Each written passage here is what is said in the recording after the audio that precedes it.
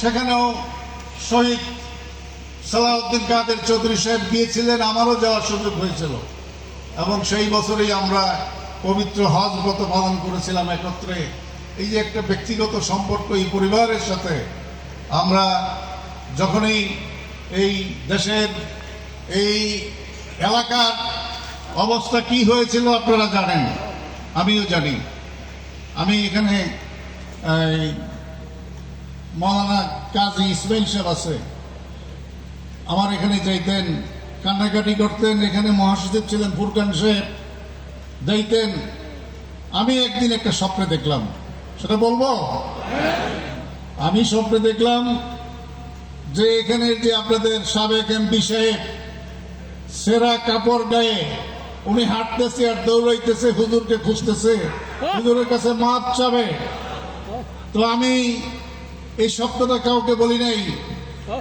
মাওলানা ইসমাইল সাহেব আমার এখানে যাওয়ার পর আমি বললাম, ইসমাইল সাহেব দুশ্চিন্তার কোনো কারণ নেই, এমন একদিন আসবে যেদিন খুঁজেও ওরা আপনাদেরকে পাবেন না। আমি সেটা উপলব্ধি করেছি, দেখেছি। আজকে এখানে এই দরবারের সাথে আমাদের আজকের যিনি প্রধান অতিথি তার কি সম্পর্ক আমি একটু বলি। যখন এখানে নমিনেশনের বিষয়ে কথা হচ্ছে, পত্রপত্রিকা বিভিন্ন কথা হচ্ছে, এখান থেকে অনেকে আমাকে ফোন করেছেন এবং চোখের পানি জড়াইছেন যে আমরা চাই আমাদের দরবারের সাথে যার সম্পর্ক সালাউদ্দিন কাদের চৌধুরীর ভাই গিয়াসউদ্দিন কাদের চৌধুরী উনি এমপি হোক এবং উনি নমিনেশন পাক, এই কথাটা এই দরবার থেকে অনেকে আমাকে ফোন করেছেন এবং সেই কথাটা আমাদের সভাপতি আলহাজ এম বাহাউদ্দিন সাহেব অক্ষরে অক্ষরে পালন করেছেন এবং আমরা দোয়া করেছি। আমাদের আজকের প্রধান অতিথি আমাদের অফিসে গিয়েছিলেন ইলেকশনের আগে, দুর্ভাগ্য আমি সেদিন ছিলাম না, কিন্তু মনে প্রাণে এই পরিবারের সাথে আমাদের জমিয়তুল মুদারিসিনের একটা আত্মার সম্পর্ক গড়ে উঠেছে এবং আছে, ছিল এবং ভবিষ্যতে থাকবে। আর এই দরবারের সাথে জমিয়তুল মুদারিসিনের কি নিবিড় সম্পর্ক। দরবারের আজকে যিনি মুর্শিদে আজম, তিনি আমাদের জমিয়তুল মুদারিসিনের কেন্দ্রীয় সহসভাপতির দায়িত্ব পালন করছেন। কাজেই এই দরবার এবং বাংলাদেশের আলিয়া মাদ্রাসা শিক্ষকদের সংগঠন জমিয়তুল মুদারিসিন একাকার হয়ে কাজ করছে। আজকে এখানে এসে আমি অত্যন্ত খুশি হয়েছি।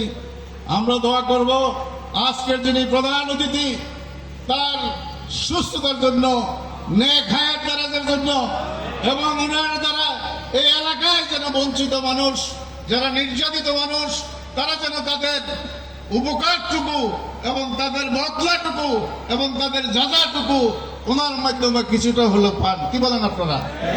এবং এই মাদ্রাসায় বাংলাদেশে এমন কোনো মাদ্রাসা নেই যে আমি যাইনি। বড় মাদ্রাসা বলেন, ছোট মাদ্রাসা বলেন, এমন কোনো উপজেলা নেই যেখানে আমার যাওয়ার সুযোগ হয় নাই।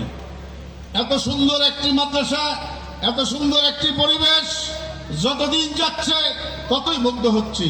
এই মাহফিলে আসার আগেও আমি ঘুরে সেই জিয়ারত করতে গিয়েছিলাম, দেখে অত্যন্ত খুশি হয়েছি যে এত সুন্দর পরিবেশ, এত সুন্দর জায়গা গড়ে উঠছে এবং ভবিষ্যতেও আমি বিশ্বাস করি আল্লাহর ওলি যেখানে শায়িত তার রুহানি তাওয়াজ্জু এই দরবারের প্রতি, এই দরবারের সাথে আমরা যারা জড়িত, এই দরবারে যারা আমরা আসা যাওয়া করি, তাদের প্রতি রুহানি তাওয়াজ্জু কি থাকবে না? কি বলেন? অবশ্যই থাকবে। কাজেই এখানে আমি আসার আগে একটু বক্তৃতা শুনতেছিলাম, একজন যুবক আলেম বক্তৃতা দিতেছিল, তাও এই বিভিন্ন বিষয়ে কথা বলতেছিল। আজকে আমাদের দেশের মানুষদেরকে বিপদগামী করার জন্য বিদেশি অর্থায়নে এদেশে বহু আলেমের সুরতে মাদানি মক্কি অনেক লোক এদেশে আসতেছে। আমি তাদের অনেককে চিনি, জানি এবং তাদের বিষয়ে আমি খবর রাখি।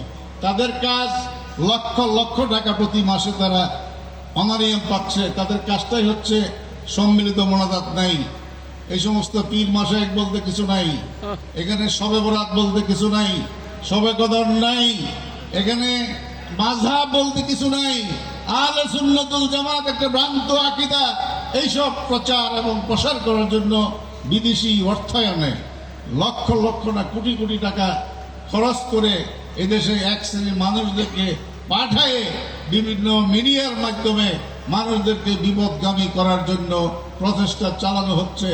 আলহামদুলিল্লাহ এই কাকতিয়া দরবার এর থেকে বিচ্ছিন্নভাবে সারা দেশে বিভিন্ন সভা সেমিনার এবং রুহানি তাওয়াজ্জুর মাধ্যমে এর থেকে মুক্তি দেওয়ার জন্য এদেশের মানুষদেরকে হেদায়েতের পথ দেখার জন্য যে কাজটি করে যাচ্ছে, আমি দরবারের সকলকে এই জন্য আন্তরিক মোবারকবাদ এবং ধন্যবাদ জানাই।